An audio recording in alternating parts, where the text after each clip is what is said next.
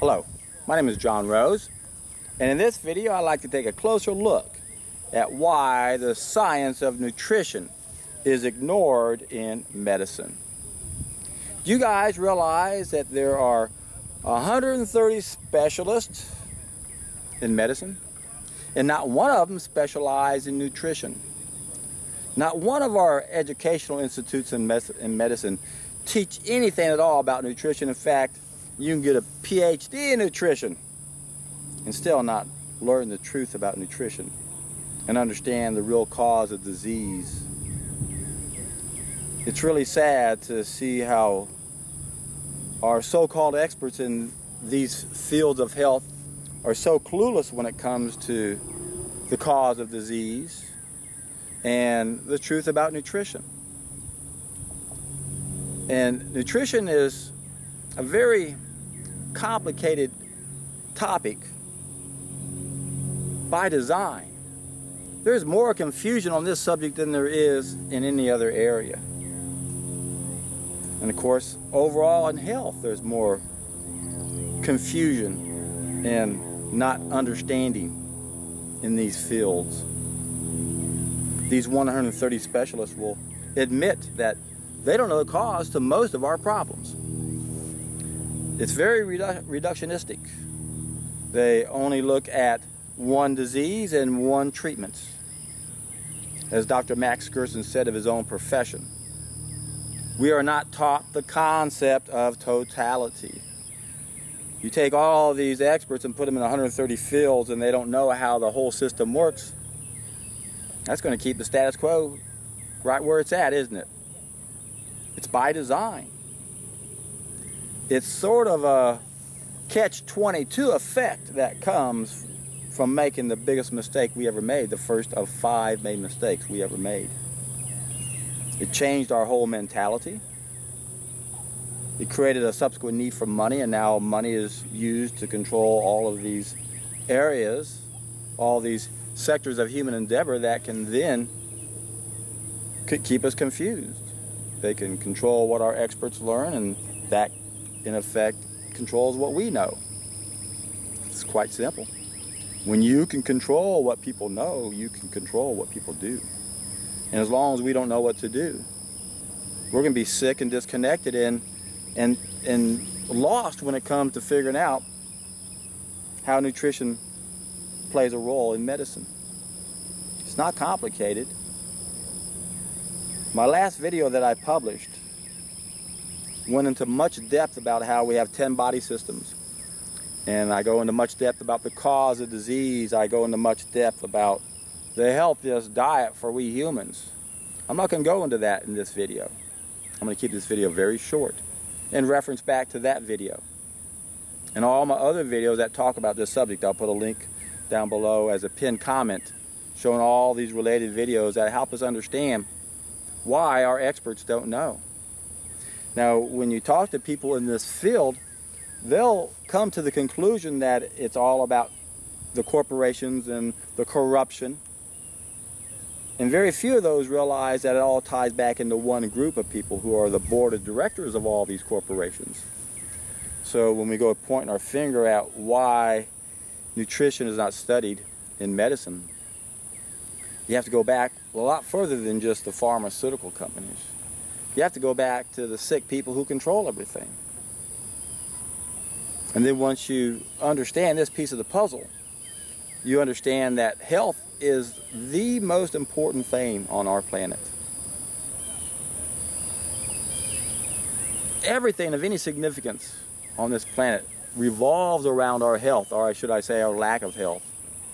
It's what sets up the sick world we live in, and it's what perpetuates this sick world we live in. I've said it countless times, if you really don't understand the ramifications from the very first mistake we made, when we started cooking our food, if you don't understand the raw food, cooked food connection, you'll never be able to make any sense out of nutrition or medicine. You'll never really understand the cause of disease. You'll think that cancer is simply a mutation, and that cancer is dormant until it's nourished. thinking it has to be fed. That's not how cancer works, folks. Ask any chemist what cancer is, and they're going to tell you it's an acid burn. All we have to do is identify those things that are acidic or those things that can burn. Well, when you look at the cancer industry and look at their protocols, chemotherapy and radiation, what's that doing to us? Injecting liquid fire into us, 10% battery acid, radiating us. And it's all because we're heating up our food. That's what caused all of it. Very few people have been able to see the connection that cooked food has with everything else. In order to understand a solution for this dilemma we're in, we have to understand the role that we play in getting reconnected and becoming the best that we can be. That this is a bottom-up solution. That we can't expect any experts anywhere, any government agencies anywhere, to help us from the top. We've got to realize we've got to take charge of our own health. We've got to become aware of what causes disease. Watch my latest video. I'll put a link down below. The healthiest diet. What is the healthiest diet for humans? Again, I explain the cause of disease in that video. I explain that we have 10 body systems. I explain that we're making 5 main mistakes that alter our food. And the first one is what got us in trouble. It's the cooking of our food. And if you don't understand what that does to our mentality, then you'll never be able to understand why medicine is not part of the doctor's training. We're sick. We're disconnected. And what we have is a dark side to our behavior. And then it's the darkest of the dark side of our behavior, or the sickest of us, who are in control of us. But you have to realize that each and every one of us has this dark side to our behavior. As long as we have a cesspool inside of our body, which Victor Hugo referred to as a serpent, and we suffer from what I know to be the most dangerous disease and the most common disease that's ever afflicted mankind ever since the fall of mankind. And I coined that condition hypoheliosis, at an abnormally low biophoton level. That is what changed our mentality, as well as a cesspool that pollutes our blood and then pollutes our brain.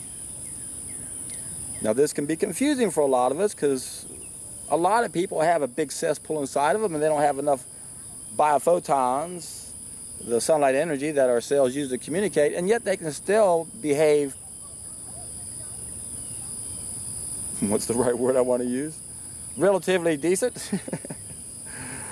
They're not at least going out and killing and robbing people, but they're still not the best they can be.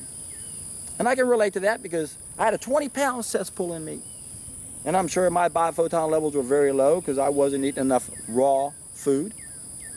And yet I was a great guy. Didn't harm anybody. Never committed a crime in my life. I go out of my way, I always have, to try to make people's lives better. But I'm telling you, when I pooped out that serpent, when I bumped up those biophotons, it transformed my life in a way that I wish words could describe. But words cannot describe a revelation, folks. This is something you have to experience. You got to take a solid food vacation for the appropriate length of time to really understand what I'm talking about. Because most of us harbor a tremendous amount of filth all throughout our body. I coined those conditions hypercolonic tension and hyperlymphatic tension. So right there, those are the 3 biggest problems that we face as a species. Hypoheliosis at an abnormally low biophoton level, which biophotons are the sunlight energy we store in the nucleus of our cells. Its coherent sunlight energy is faster than the speed of light energy. And it's how our cells communicate. It's our 6th sense. So long ago, when we started cooking our food, it destroys those biophotons 100%. We've lost one of our senses. And we compounded that problem because now we're eating food we're not biologically adapted to eat. And it has a very slow bowel transit time. We end up with a serpent in our belly. And that too influences us. And as I mentioned moments ago, we can have a bunch of crap inside of us and be very low in biophotons and still be considered a saint by the rest of us. But it doesn't prove it's okay to do that. Because we're going to have extremes on both sides, and this is the whole point of my YouTube channel, is to help us understand the other extremes, the psychopaths who control everything, the sickest of us, who are merely a representation of the fact that we're all sick. So the solution is simple. We all got to change that bell-shaped curve. Can't cut off the edges of that bell. The bell itself, the people in the middle. Individually, we've got to bump up our biophotons and flush out to that cesspool. Because that's why our doctors don't know anything about nutrition. That's why nutritionists don't know anything about food. As long as we have the dark side of our behavior, as long as we have the darkest of the dark side of our behavior, the sickest of us are going to be exploiting the sickness in us. And sickness is going to continue to beget sickness. It's a vicious cycle. Like I said, it's like a catch-22. Once we started cooking our food, we became under a spell, a hunger spell, where now we perceive our withdrawal symptoms from that wrong food as hunger. It's not true hunger. I did several videos on the hunger spell. Ties into what Plato said. Whatever deceives men seems to produce a magical enchantment. We are indeed under the hunger spell as long as we alter our food with fire. Again, it destroys the biophotons. It allows us to eat foods we're not biologically adapted to eat. And now we're so sick that a small group of people own and control every major sector of human endeavor. Our educational systems, our government, the media.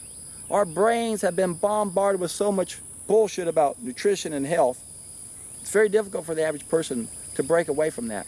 But you can do it. All you got to do is test an idea as time has come. All you got to do is take the first of my 3-step process, a solid food vacation on juices. Got a 2-hour seminar, 32 total related videos. And when you finally do it, I guarantee you, you're in for a treat.